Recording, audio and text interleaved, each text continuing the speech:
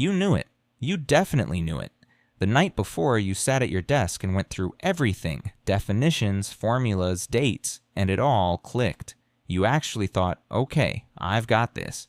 You went to sleep almost relaxed for once. Then the teacher called your name, and you stood up, and in that exact second, gone. Not on the tip of your tongue, not almost there, just nothing. Like someone walked into your brain while you weren't looking and cleared the whole place out. You're standing at the board, 30 people staring at you, and you feel like you've never taken this class a day in your life.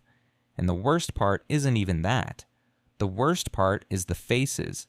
Someone's smirking. Someone else is on their phone, and somehow that's even worse. The teacher is waiting, and with every second of silence, something inside you tightens a little more. Then you sit down, and literally 2 minutes later, it all comes back, on its own, effortlessly.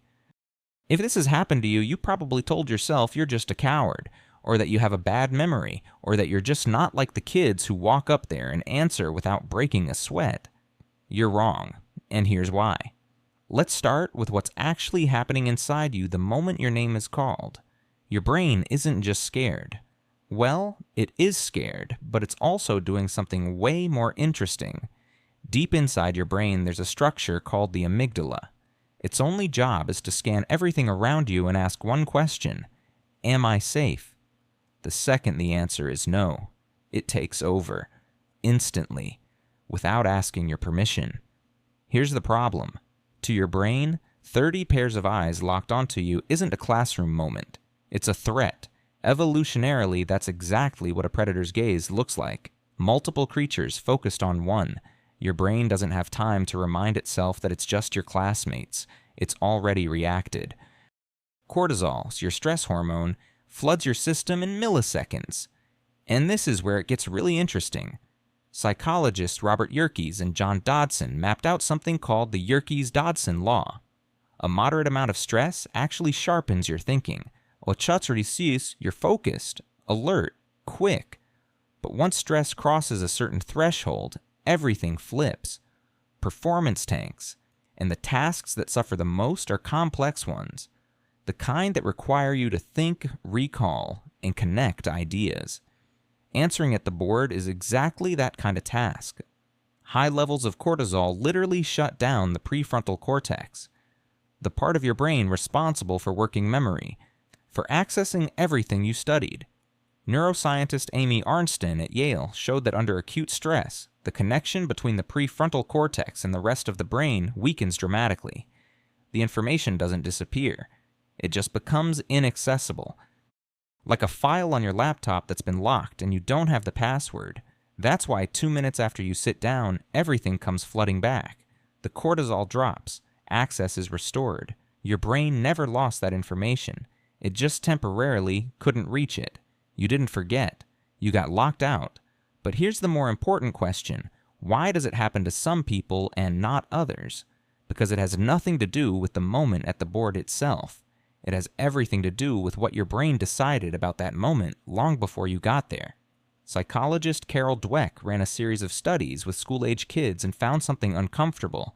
Children who were constantly evaluated, not praised for effort, but graded on results, started treating any public situation as a test of their worth.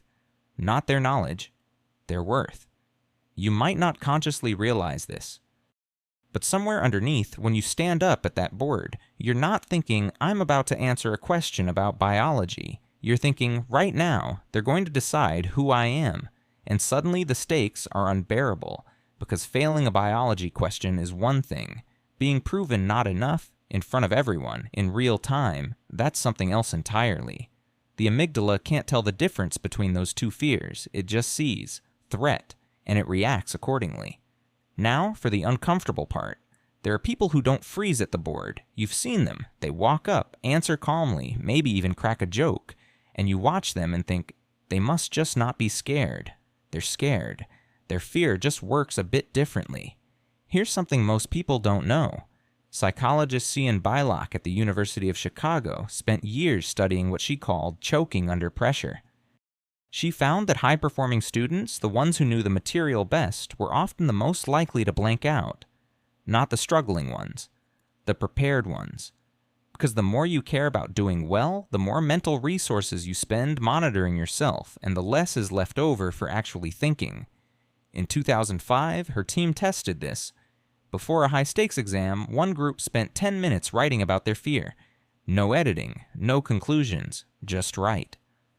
Their scores were significantly better than the students who wrote nothing, because fear you're trying to ignore doesn't disappear. It sits in your working memory and eats up processing power. It runs in the background, taking up space, getting in the way, but fear you've actually named, even just on paper, loses some of its grip. You're not getting rid of it. You're just stopping the effort of pretending it isn't there. But let's come back to you, the one standing at the board with nothing coming. I want to tell you something that maybe nobody has said to you directly. Your brain is not betraying you. It's protecting you, just from the wrong thing. It learned this not yesterday. Somewhere along the way there was a moment, maybe one, maybe several, where you said the wrong thing and someone laughed, or a teacher corrected you in a tone that made your face go hot, or you watched it happen to someone else and filed it away. That's what happens when you mess up in public. Your brain remembered.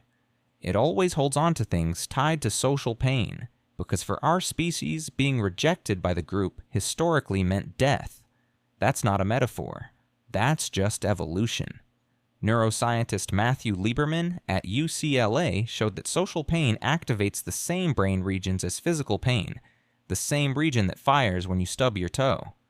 When you feel that shame at the board, it genuinely hurts. Your brain logged it exactly like touching a hot stove. And now every time a similar situation comes up, it says, "Stop. We've been here before, not safe. That's not weakness. That's a very smart, very caring, and unfortunately completely useless inside a classroom protection system. So what do you actually do? Not imagine the audience in their underwear. Zero research behind it. Not just don't be scared. That's advice from people who've never examined how the brain works under pressure. What works? Reframe the stakes before you even stand up. Research by Allison Wood Brooks at Harvard found that people who told themselves, "I'm excited," instead of "I'm scared," before a public performance did objectively better. Not because they became braver, because excitement and fear are the same physiological state. Same racing heart, same tight chest, same surge of adrenaline. But excitement means something different. Excitement is about anticipation. Fear is about threat. One pulls you forward. The other makes you want to disappear. You're not changing what you feel. You're changing what it means. If you recognize yourself in this video, I want you to hear this clearly. You're not a coward. You're not worse than the kids who walk up to that board without blinking. You just have a brain that learned to take other people's opinions very, very seriously. That's not a flaw. It's something shaped over years, and something that can slowly, without forcing it, be reshaped. The knowledge doesn't go anywhere. It just sometimes ends up behind a locked door, and that key is yours. It always has been. If this hit close to home, drop a comment. I read every single one.